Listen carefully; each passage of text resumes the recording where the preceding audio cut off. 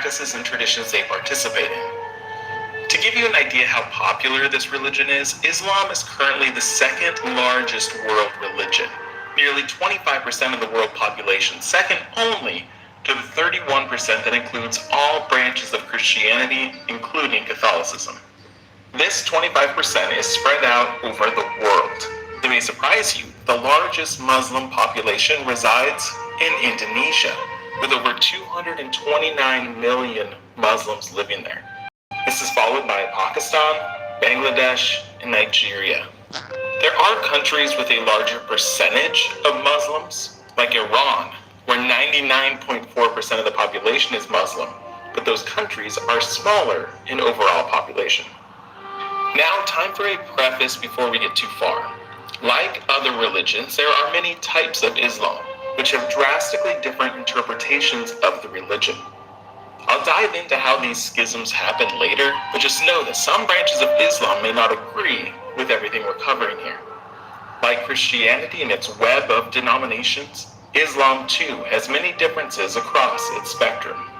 To start the origin story of Islam, we're going to look at the big three Abrahamic religions: Judaism, Christianity, and Islam. In an oversimplified timeline, we have the events of the Old Testament. All three of these religions, for the most part, believe in these events. They are the Old Testament in the Bible. The first 5 books are considered the written Torah for Judaism, and Muslims believe that these events were, again, for the most part, true. But these events have been altered or corrupted through changes in their retelling over time. We then have the New Testament, which Christians believe, and again, Muslims, for the most part, agree with. Judaism believes the Messiah has not yet come, so Jesus is essentially a false prophet, while Muslims believe Jesus was a prophet and miracle worker, just not the last prophet. Muslims then have the Quran, which Muslims believe was revealed to the Prophet Muhammad to rectify what they believe is a corruption of the Bible. So as you can see, these three religions do have a significant overlap, but these differences are indeed major differences. Let's go back in time. It's the late 500s in Mecca, what is now Saudi Arabia. Muhammad is born into a poor family.